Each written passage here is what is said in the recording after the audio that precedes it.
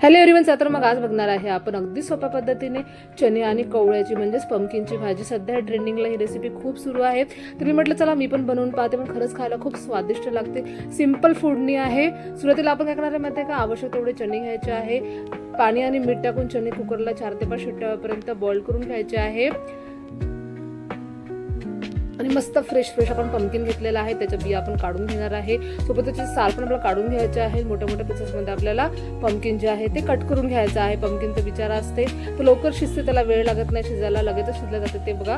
आणि मस्त जे साल आपल्याला काढून घ्यायचे आहे. तुम्ही वाटलं तर सालासकटही टाकू शकता. सालासकटही पंपकिन खूप स्वादिष्ट लागते आणि शिजते पण लवकर. पण मी साल काढलेले आहे, अशा पीसेसमध्ये मी कट करून घेणार आहे. तुम्ही तुमच्या आवडीप्रमाणे मोठ्या बारीक पीसेसमध्ये तुम्ही पंपकिन कट करून घेऊ शकता. आता काय करणार माहिती आहे का, मी ओलं नारळ घेणार आहे, त्याला मी खिसून घेणार आहे. किंवा तुम्ही मिक्सरमधून त्याला फिरवून घेऊ शकता, एक वाटण तयार करून घेऊ शकता. तर मी जे ना बारीक असेल ना हे खोबरं जे आहे ते मी खिसून घेतलेलं आहे. खायला खूप स्वादिष्ट लागते आणि आवश्यक तेवढी सर्व तयारी मी करून घेतलेली आहे. आता आपण वळवूया लगेच आपल्या फोडणीकडे. त्यासाठी आपल्यामध्ये पॅनमध्ये मी आवश्यक तेवढं तेल घेणार आहे. आता यामध्ये टाकायचं आहे आपल्याला. तेल गरम झाल्यानंतर जिरं, मोहरी, थोडंसं हिंग टाकायचं आहे आणि कढीपत्ता टाकायचा आहे, बस. आणि आपण थोडंसं हिरवी मिरची आणि खुडलेलं लसूण टाकणार आहे. खुडलेलं लसूण खायला खूप स्वादिष्ट लागते. तुम्ही जर लसूण खात नसाल तर बिलकुल तुम्ही स्किप करू शकता. आता त्याला छान शिजवून घ्यायचं आहे आपल्याला.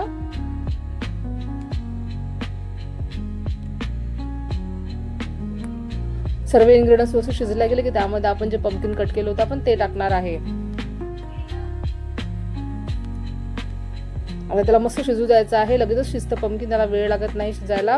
थोडंसं आपण झाकण ठेवणार आहे, वाफ काढणार आहे, मस्त पंपकिन आपण शिजवून घेणार आहे. थोडं अर्ध शिजलं गेलं की आपण त्यामध्ये बॉइल्ड चना टाकणार आहे. तोवर आपलं मस्तपैकी साईडला चना पण झाला होता बघा, मी तुम्हाला दाखवते दाबून. मस्त बॉइल्ड झाला होता आपला चना, थोडा गरम होता. आता मी त्याला काढून घेणार आहे आणि हे जे पाणी आहे ते साईडला ठेवणार आहे. चणे जे आहे ते मी भाजीमध्ये टाकणार आहे. पुढे आपण चण्याच्या पाण्याचं जे आहे ते वापर करणार आहे. आता यामध्ये आपलं हळद टाकायची आहे, चवीनुसार मीठ टाकायचं आहे. छान मिक्स करायचं आहे आपल्याला.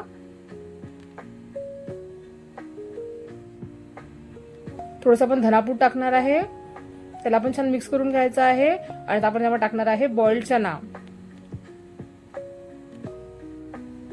आता त्याला छान मिक्स करायचं आहे आपल्याला. झाकण ठेवून त्याची वाफ काढायची आहे.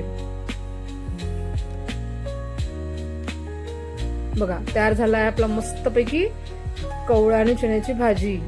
आता त्यामुळे आपल्याला खिसल्याला खोबरं टाकायचं आहे. ओलं खोबरं आहे हे, ओल्या खोबऱ्याचं खीस टाकायचं आहे. तुम्ही मिक्सर मधून फिरून घेतलेलं वाटणही टाकू शकता बघा. आणि छान त्याला मिक्स करायचं आहे.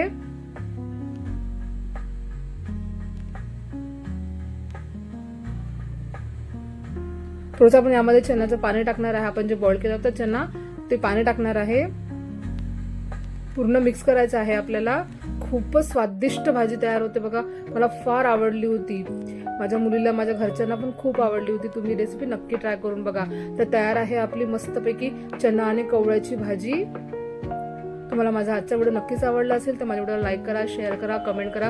नसेल तर माझ्या चॅनल तुम्ही सबस्क्राईब करा. मस्तपैकी घालायचं आहे कोथिंबीर आणि गरमागरम भाजी आपल्याला सर्व करायची आहे. स्वादिष्ट आणि सिंपल अशी रेसिपी रेडी आहे.